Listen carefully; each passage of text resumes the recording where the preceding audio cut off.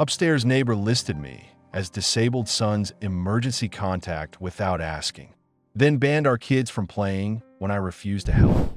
I'm 33 female and live in a flat with my son. I'm calling S, 5 years old. He recently made friends with the boy who lives above us, M, who is 7 years old. Both kids go to the same school, but are in separate playgrounds based on their classes. M has cerebral palsy, walks with a slight limp, and has speech issues.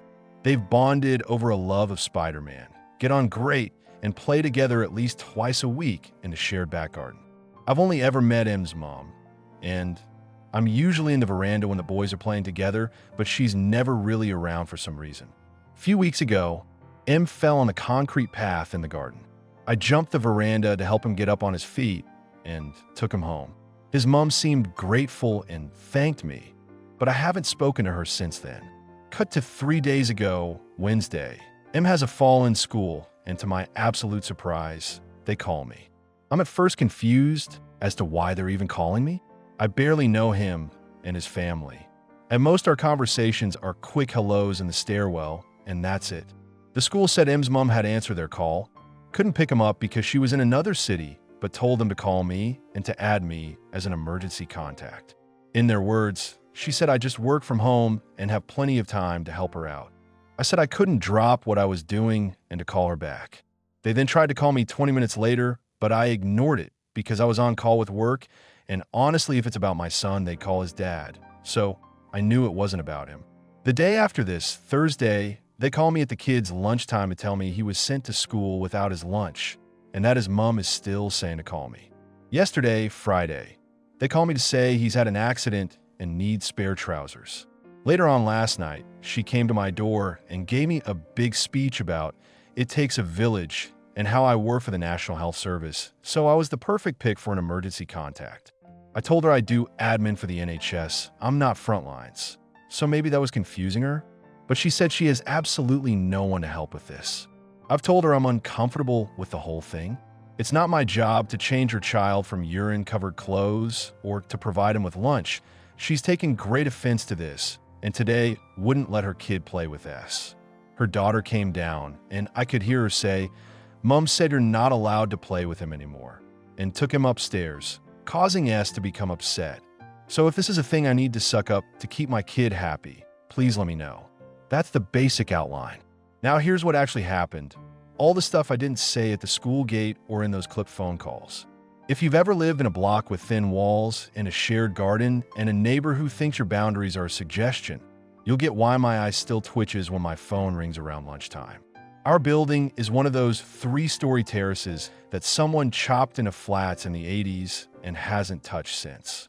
Brown carpet in the hall that never looks clean no matter how much you hoover. Letterboxes that rattle when the wind hits right. Pipes that bang like someone's clapping under the bath. We share a back garden that got paved badly by a previous landlord. 2 lonely planter boxes and a plastic table with a wobbly leg. My veranda is a laughable word for a concrete balcony with a railing, but it's enough that I can sit out with a mug and watch us hammer a football against the fence until the neighbors get cross. M and S met because S wears that ridiculous Spider-Man hat everywhere, and M clocked it on the stairs and said Spidey with this grin that took up half his face, and that was that. They found each other in the garden and did that kid thing where you don't actually talk much. You just copy movements and show toys and yell, "Watch this," every 5 seconds. M's limp is there, but he keeps up, and S naturally slows down a little without making it a thing. They're good for each other. It felt easy for a minute. I knew of M's mom before I properly met her, because you hear things through the ceiling. She's got a voice that carries when she's on the phone. Lots of, "I'm juggling," and they'll have to manage, and I told the school already, and that sort of breathless drama. The first time she knocked my door was the day M fell in the garden. He tripped on the uneven bit of concrete near the drain and sliced his palm. It wasn't deep, but it bled everywhere like hands do, and he cried that stunned way kids do when the shock catches up. I jumped down, picked him up, walked him upstairs. The door was ajar. I called, "Hello," and she came out in a dressing gown with a towel wrapped around her head, phone tucked under her chin. She did that thing where you smile with your mouth, but your eyes are still on your notifications. "Oh my God. Thank you," she said. "He does this. He's very clumsy." She looked at the blood like it was rude. "Do you mind just—" And she pointed to the kitchen. I set him on a chair, ran the tap, found the plasters. She didn't get off the call. She mouthed thanks, again like it was a favor of equal weight to holding a door in Tesco, and was fine 10 minutes later back outside. And I went home thinking, okay, that's a bit odd, but people have off days. For context, I work from home 3 days a week doing admin for the NHS. Nothing glamorous. I'm not leaving the house in scrubs to save lives. I sit at a laptop fighting two awful systems that don't talk to each other, trying to make sure letters go to the right addresses so someone's skin doesn't get missed. S's dad and I aren't together, but he's involved. He picks up Wednesdays, has S every second weekend. We don't argue much now. Our energy is limited and we save it for school meetings and who gets which bank holiday. So, Wednesday, I'd logged onto a Teams call I couldn't reschedule because it had the consultant on it, the one who treats every email like a personal insult. And I'm halfway through presenting a stupid dashboard when my mobile flashes unknown number. I let it ring out. It rings again. I hit silence and carry on. And as you can see, the backlog is down 12% since, and then the call comes through my work phone because the school has both numbers and is ruthless. I apologize to the consultant who sighs loudly enough to register on the recording, and I answer because it's the school, and if you ignore them long enough, they call the backup contact and make it your ex's problem, and then it becomes your problem anyway. "Hi, is this S's mom?" A tired voice says. "This is reception. We have M here from upstairs. He's had a fall. His mom isn't answering, but we did reach her briefly, and she said to call you to collect him." I actually laughed. Not the polite kind, the what the actual fuck kind. "Sorry, why are you calling me?" There's a shuffle of papers. The receptionist switches to that formal customer service tone that means she's anticipating a complaint. "M's mother said you're his emergency contact. We have it here on the system." "I'm not," I said. "I've never agreed to that. I barely know them. Why would I be his emergency contact?" "Well, she told us to add you. She said you live downstairs, you work from home, and you're fine with it." "She what?" No, I'm not fine with it. I have my own child. I'm at work. I can't pick him up." "Right," she says, and I can hear the all-caps note she's writing in her head. "Mother unavailable. Alt contact refused. We'll try her again." I hang up. 5 minutes later, as I'm apologizing to my consultant and trying to pretend this isn't utterly unprofessional, my personal phone vibrates with a text from an unknown number. "Hey, it's M's mom. There was a mix-up. Can you please just grab him? I'm away for work, back later." No name, no thanks, like we're mates, and she's asking me to grab milk on my way home. I don't reply because I'll say something I can't take back. I focus on my spreadsheet. My heart's hammering because the audacity of someone volunteering me for childcare and earshot of the deputy head during a safeguarding situation has me vibrating. I get through the call. 10 minutes of blessed silence. Then the school rings again. "Hi again. Just checking. You definitely can't collect him? Mom said you would." "I definitely can't," I say. "I didn't agree to be contacted. Please call her other contacts." I want to say call social services if she's dumped you with a stranger, but I don't because I've met him and he doesn't need his life made harder. They hang up. I feel guilty because of course I do. 2 kids, special needs, pressure, but then I look at S's lunchbox on the counter where I packed it at 7 a.m. without a medal and think, no, you don't get to outsource your responsibilities by writing my name on a form without my consent. That night, S asks if M can come down after tea to play with the Lego. I say yes. He toddles upstairs and knocks. M's older sister answers. She's maybe 10, sharp chin, eyes that have seen too much of other people's chaos. "He's not allowed," she says. "Mom says he needs to rest." She doesn't look at me. There's a man's laughter behind her, low and mean.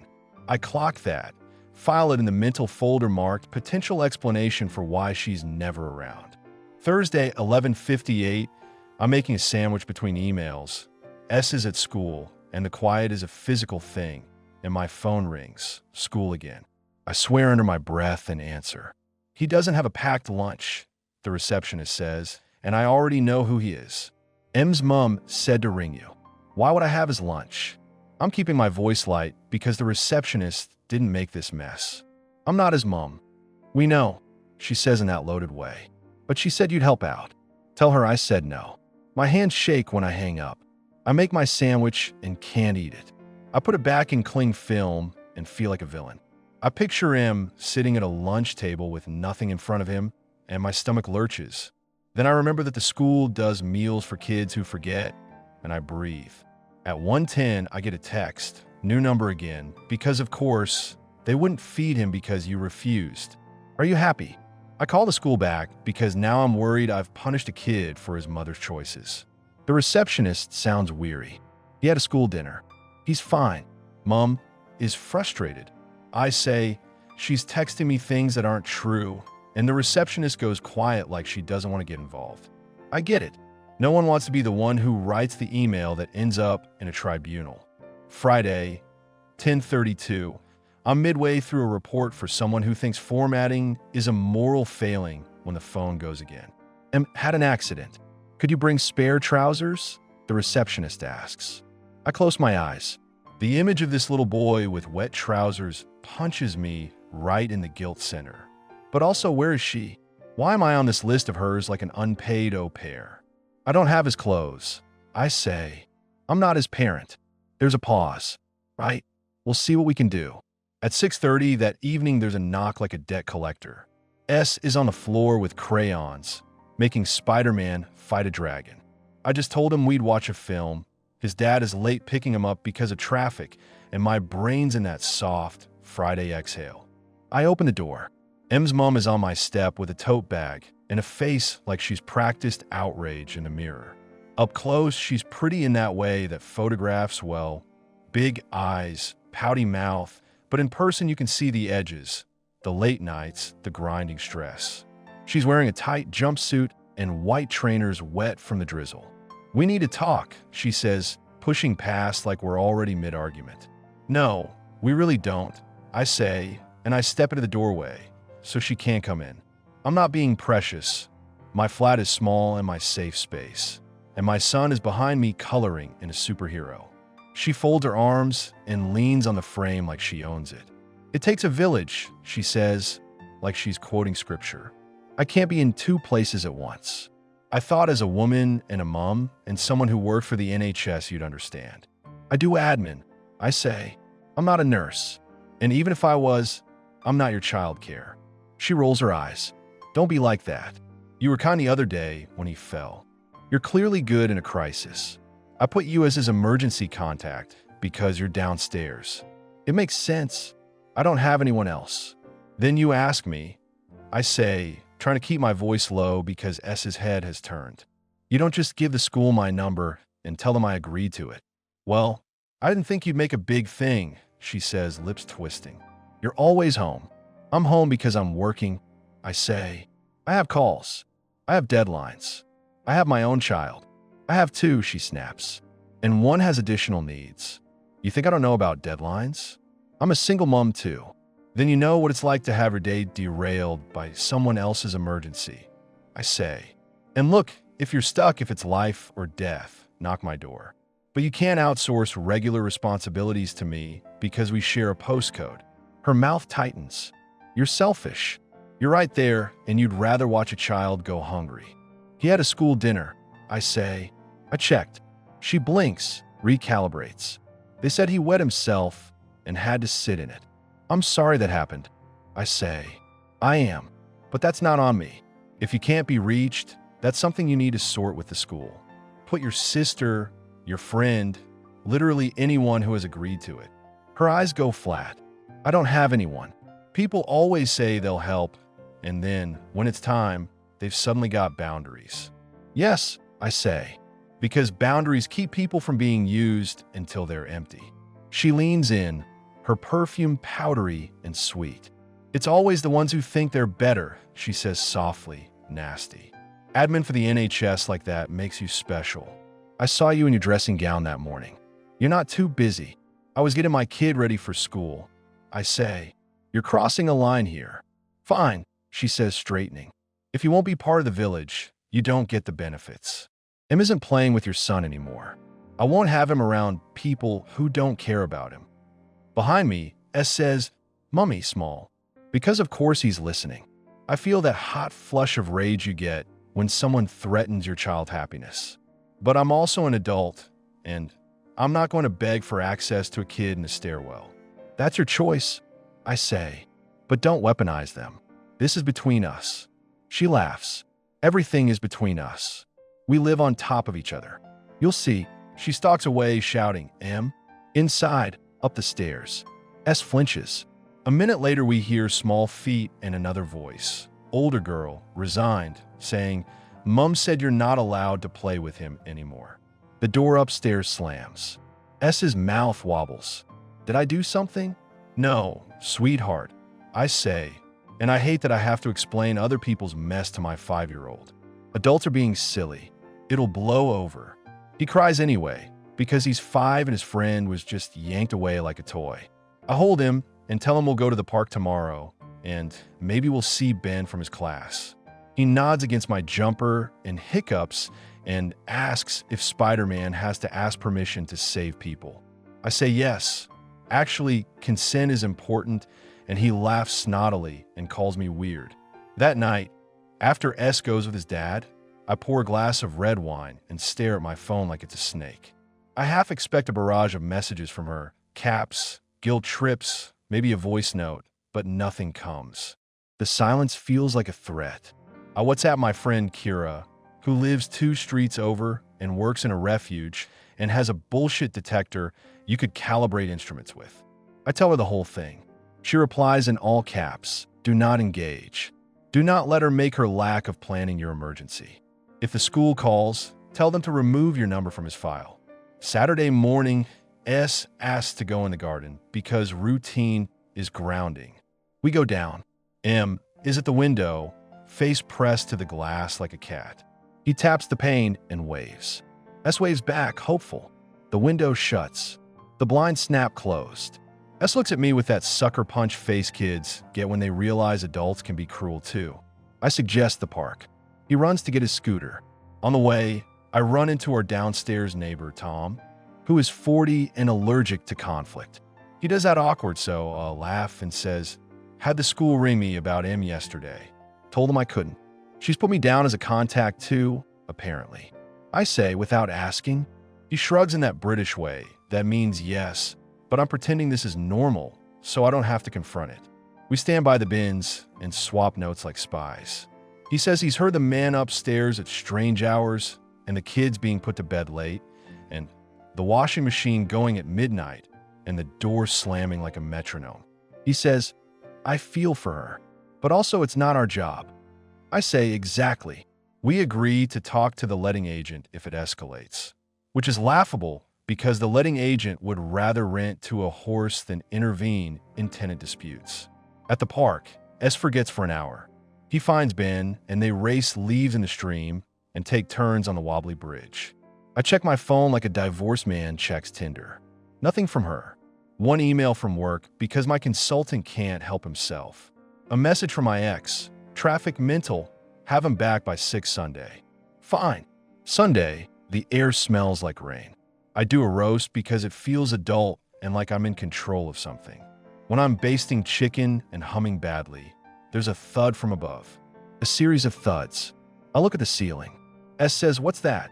I say, probably moving furniture, which is the British euphemism for fighting or sex. Don't ask. 10 minutes later, there's a knock.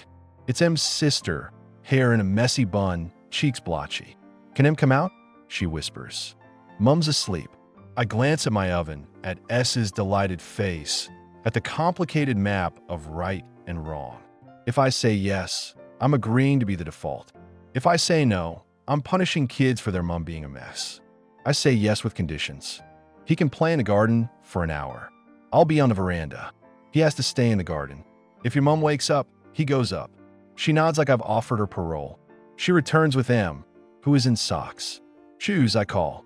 She groans and runs back up and returns holding his shoes and a smooshed packet of crisps. M eats the crisps like he hasn't had lunch. I add carrots to the roast because now I'm mentally plating for 3. I text Kira, I caved. She replies with a skull emoji, and I get it, but document everything. This is why you need boundaries. An hour later, the door upstairs opens and a man's voice booms. Where the fuck are they? The sister flinches. I stand. Garden. I call up before he can start the hunt. He leans over the balcony, eyes me, grins with all teeth and no warmth. He's got a footballer haircut and a neck tattoo of a crown. All right, downstairs, he says like we're mates. You a lifesaver. She's had no sleep. I'm not a lifesaver, I say, keeping my voice calm. I'm cooking. They're due back up. He laughs. She'll be grateful. She's got no help, you know. I know, I say, but I have limits. Yeah, he says, eyes sliding to my chest. We all do. I call up to the kids. Time to go up. And whines, but they go. As they pass me, the sister whispers, thanks, like a secret. Sunday night, S's dad brings him back with a happy meal and sugar high. S tells him that M isn't allowed to play with him anymore because I'm mean to his mom. My ex raises eyebrows at me over S's head. After bedtime, he says, what's going on? I tell him. He says, don't get pulled into someone's drama, which is rich coming from a man whose solution to our drama was to move out and leave me with the hair in the drain. But he's right. He also says, if the school has you as a contact, you need to get that removed. Otherwise, they'll keep calling. Monday at 8:45, I drop S at school. M is being let in by a teaching assistant, limp more pronounced today. His mom isn't there. The TA sees me and looks like she wants to talk. I don't approach because school politics are worse than parliament. I go home and email the head. Please remove my number from M's contact list. I have not given consent to be contacted about him. I CC the general inbox because I've learned to create a paper trail for anything involving bureaucracy.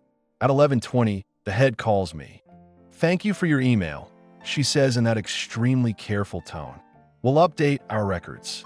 Just to clarify, you have not agreed to be a contact for M? I have not, I say.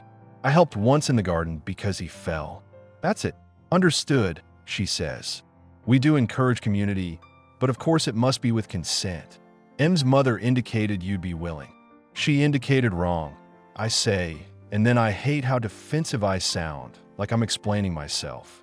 I'm sympathetic. I am, but I can't be the person you call. I have my own commitments. We'll remove you, she says, and I can hear she's about to end the call, but she adds, if you have any concerns about M's welfare, you can always speak to me. I sit with that. Do I? Do I tell her about the man and the late nights and the kids in the garden unsupervised? Do I become the person who starts something that could end with a social worker and a court case? I think about M's grin and his Spider-Man obsession and his sister's quiet thanks. I say, I'll keep an eye out. That afternoon, as if conjured by the word escalate, M's mom posts in the building WhatsApp group. I forgot to mention, we have one, created during the pandemic for clapping for carers and passing on flour. It's mostly silent except for bin-day reminders and someone moaning about parcels. She writes, some people in this building need to learn what community means. Some people are happy to take and never give. Shameful. No names, but everyone knows. Tom immediately writes privately to me. She can fuck off. I put my phone face down and drink water like it's whiskey. Tuesday, S asks if he can take his Spider-Man Lego to the garden in case M is allowed now. Let's invite Ben over, I say. He says Ben lives too far to scooter here, and I say, we'll meet him at the park later, and he goes quiet and looks out the window at the garden like it betrayed him. At lunchtime, there's a small knock. M's sister again. Mom says, can you watch him for an hour while she has a meeting? She says, like she's ordering a coffee. Behind her, I can see him shuffling in his socks again, looking at S's drawings on the wall like they're alive. No, I say, gentle. I'm working. I can't. She nods like this is the answer she expected. Okay. She turns to go. She pauses, whispers, she'll be mad, in a way that makes my throat close. I say, I'm sorry, and it feels like a joke. She shrugs and goes upstairs with M, and I shut the door feeling like I've stood by while a tide came in. 2 hours later, the slam, slam, slam starts again, top flat. A man shouting. A child crying. I freeze, half out of my chair. I take 2 steps to my door, then stop. What do? If I go up, I'm involved. If I don't, I'm the person who put her fingers in her ears. Then I hear a word that snaps me into motion, stupid, followed by a thud, and M's crying cutting off quick like a switch. I grab my phone and I go out into the hall, heart going hard enough to make me dizzy. The door is open. The sister is standing in her socks, lips white, arms around M like a shield. The man is red-faced, neck vein bulging, leaning toward them with his open hand like he might do something with it he can't take back. He sees me and blinks like I'm a cop. What? He says. Everything all right? I ask, voice steady like I'm not shaking. I'm holding my phone like a talisman. We're fine, he says, making fine sound like a threat. Great, I say, because if it isn't, I'm calling someone. He laughs. Mind your business. Kids are my business, I say, and I hate that I sound like a shitty TikTok, but the words are out. M's mom appears behind him like a conjuring trick, mascara smudged. We're fine, she says, sharper. Get out of my doorway. Okay, I say, but I heard shouting. If it happens again, I'm calling. I meet the sister's eyes. She holds my gaze just for a second, and I understand that she's past caring who saves face. The man sneers. I walk back down the stairs, hands buzzing. In my flat, I text Kira, do I call? She replies instantly.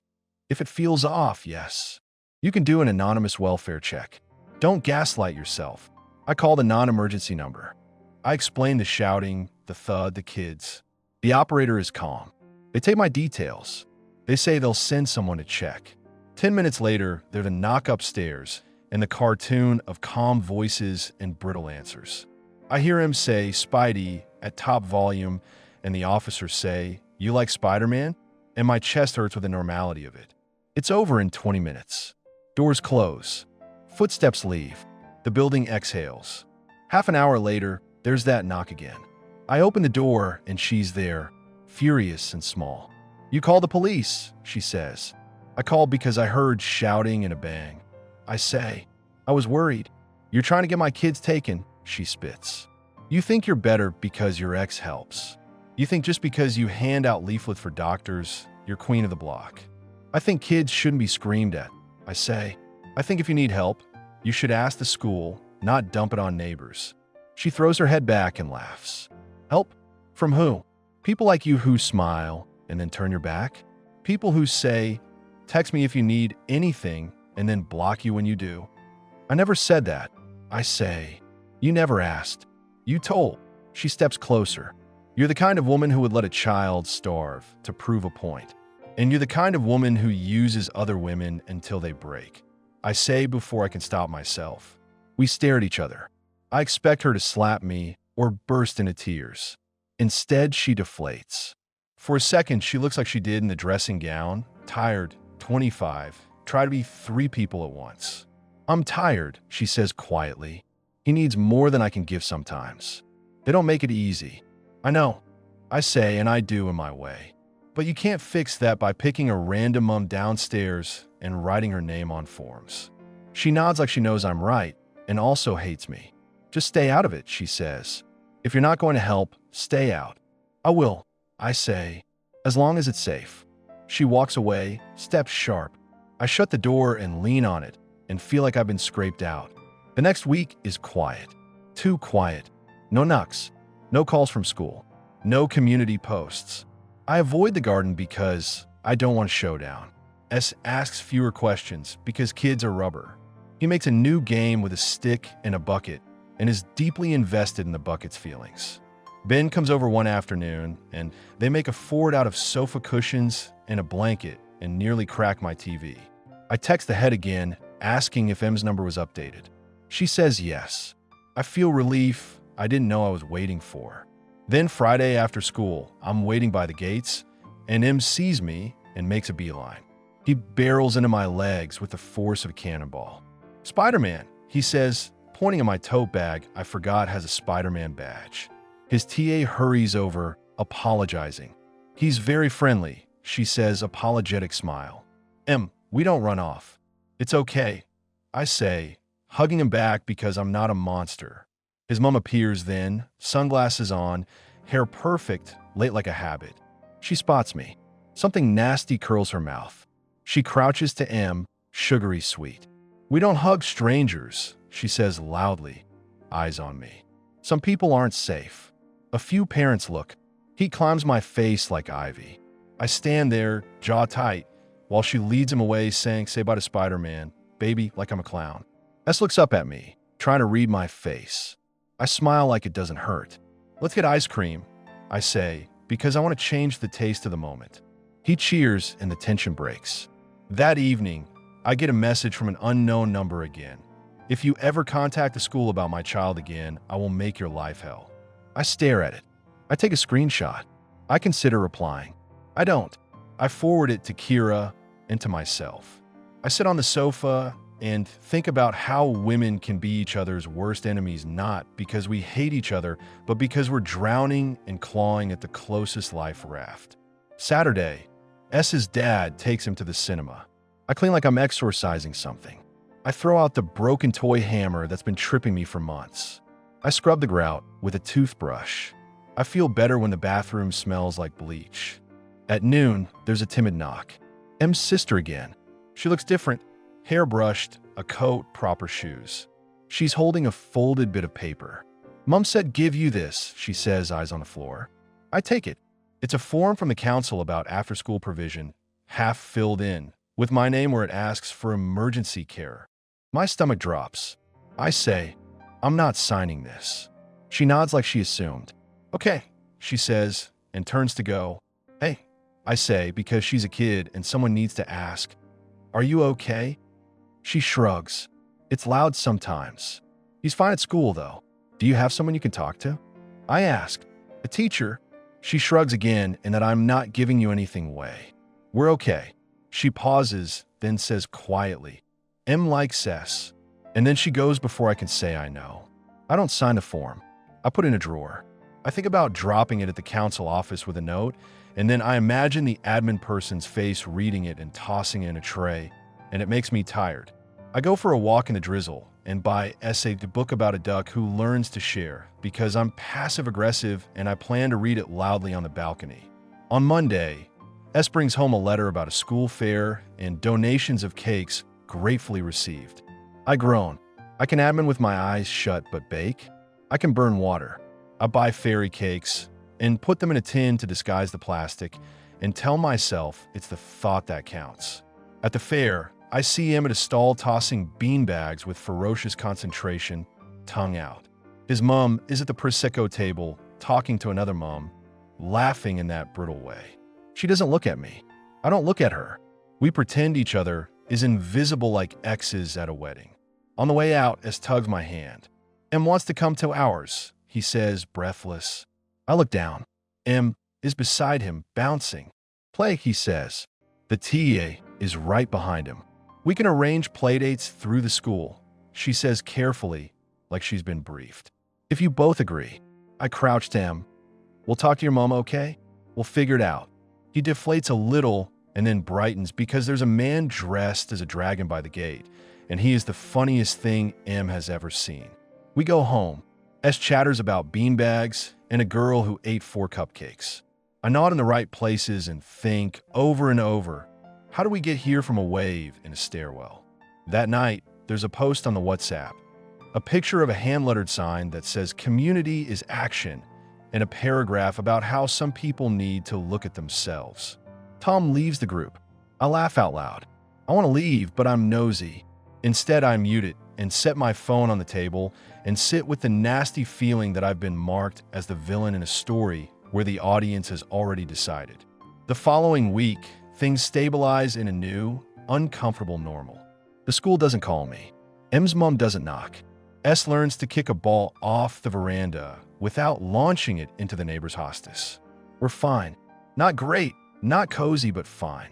Then one day, when I'm making tea, there's a tap on the window from the garden. It's M, looking up, grinning, holding a drawing. I open the door. He thrusts it at me. It's Spider-Man, obviously, with a cape for some reason, and me on a balcony with very long hair and a big smile. He's written "Spied Mum" at the top. I laugh, chest aching. "Thank you," I say. "It's brilliant." He beams. From upstairs, a snap. M. Inside, his mum's voice, irritable. He flinches and backs away, then runs. I stand there with the paper in my hand and the kettle boiling, and I feel like the mean teacher in a film who only cries off-screen. That evening, I knock on her door. She opens like she's expecting Jehovah's Witnesses. "What?" she says, tired. "I came to say I'm not your enemy." I say. She snorts. "I also came to say, if you need me in a true emergency, ask." I might say yes, but you cannot use me as your plan A. She looks at me like I'm a riddle. "I don't need your charity." It's not charity. It's being civilized adults who live in the same building. We can do that without you putting me on forms or telling the school, "I'll feed your son." If you stop that, I'll stop calling the police when I hear banging. She bristles. "You had no right." "I had a responsibility," I say. "I'm not going to argue this again. Just, let's not make the kids pay for our stubbornness." She hesitates. Behind her, the flat smells like air freshener and damp. There's a cartoon on too loud. M's sister is on the sofa doing homework with headphones on and that hunched, hyper-diligent posture of a child trying to be invisible. The man is nowhere. She sighs. "Fine," she says. "We'll try." She says it like therapy. "It'll do." We don't become friends. We don't swap recipes. But she stops weaponizing playtime. S and M are allowed in the garden again, with conditions. One of us must be visible. No climbing the railings. No going upstairs unless invited. It's awkward at first. We nod at each other like coworkers who had a fight in the kitchen and then had to sit through a meeting. But the kids don't care. They've moved on. They make up a game where Spider-Man has to deliver groceries to a dragon who lives under the stairwell, and it occupies them for an hour while I drink tea and answer emails on my phone and try not to look like a sentry. A week later, the school sends out a general email about reminders for emergency contacts that says consent is required and please ensure you have spoken to the adult listed. I don't know if that's because of me or if this is a wider thing, but I feel vindicated anyway. I forward it to Kira with a winky face. She replies, "Power of a well-timed email." I think about systems and how they're awful until you make enough noise, and then sometimes they twitch into life. Then, because life doesn't like you thinking you've solved something, S comes home with a note on his book bag saying he pushed a boy at lunch. He says the boy called M robot leg. S says he told him to shut up and the boy laughed. So S shoved him and he fell in custard. I want to tell him I'm proud because a small part of me is. Instead I say, we don't push even if someone is cruel, and we talk about telling adults, and I email his teacher to apologize and also to say maybe the other kids' parents need to talk about kindness. The teacher replies with a form sentence about teachable moments. I laugh and then cry for 5 minutes on the sofa because parenting is a roller coaster with no seatbelt. If you want a neat ending, there isn't one. This isn't a film where we have a heart-to-heart and she confesses her trauma and I confess mine and we cry and become godmothers to each other's kids. It's just life. On Thursday, I hear her laugh through the ceiling with a friend, and for a second I'm glad she has won. On Friday, the man is back and his voice is loud, and I turn up the TV and tell myself if I hear stupid, again I'll call. On Saturday, S and M make a den, and M's sister sits on the steps with a book, and I give her a cup of tea like she's 30, and she says thanks like no one ever makes her anything. On Sunday, S asks if M can come to park with us, and I say yes, ask, and we do, and she does. And for an hour, we're just 3 adults watching kids on a roundabout, laughing when they pretend to be dizzy. The sun is out. The roundabout squeaks. A dog steals someone's ball, and everyone cheers. It's ordinary, and it's the best it gets. Sometimes, though, I still get a spike of anger when my phone rings at noon. I still brace, ready to be told that someone else's planlessness is now my problem. It's not about being selfish. It's about survival. I love my kid. I like their kid. I don't like being conscripted into someone else's life without my consent. So if you're reading this and thinking I'm an asshole for not dropping everything the minute a school receptionist says, lunch, fine. Maybe I am, to you. But I'm the kind of asshole who believes in boundaries so that I have enough left to be kind on purpose, not out of guilt. I'd rather be the mom who says no to spare trousers on a Friday because she's on a call and yes to a 2-hour park date on Sunday because she can show up properly. And if you're wondering whether to suck it up to keep my kid happy, here's my answer from the other side of this particular circus. You don't suck it up. You hold the line. Your child can learn that sometimes friends disappear for a bit and then come back when the adults get their shit together. Your child can learn to make another friend and not to put all their joy on one person. You can be decent without being a doormat. You can knock when you hear danger, and you can refuse to be listed on forms you didn't agree to. You can care about a boy with a Spider-Man obsession and a limp and still say, "I'm not your mother." S just came in as I'm typing this and asked if we can make a sign for the balcony that says Spider-Man parking only. I said yes. We cut out a bit of cardboard from the Amazon box I swore I wouldn't order from again, and we wrote it in red marker and stuck it up with tape that'll ruin the paint. M saw it from the garden and laughed so hard he snorted. His mom looked up, squinted, and then, "This surprised me," she smiled. Not sarcastic, not brittle, just tired and genuine. She gave me a little 2-finger salute that, in another life, could be the start of a friendship. I saluted back. Then I went inside and set an alarm for lunchtime because I had a call, and I made sure my phone was on Do Not Disturb, and I breathed out. We're not a village. We're a badly paved cul-de-sac with a shared wheelie bin and 2 kids who like Spider-Man. Maybe that's enough. Maybe enough is all anyone gets. And on the days when it isn't, I'll choose it anyway, because the alternative is drowning each other. Boundaries aren't walls. They're handrails. Hold on to them, even when someone calls you selfish for doing it. Especially then.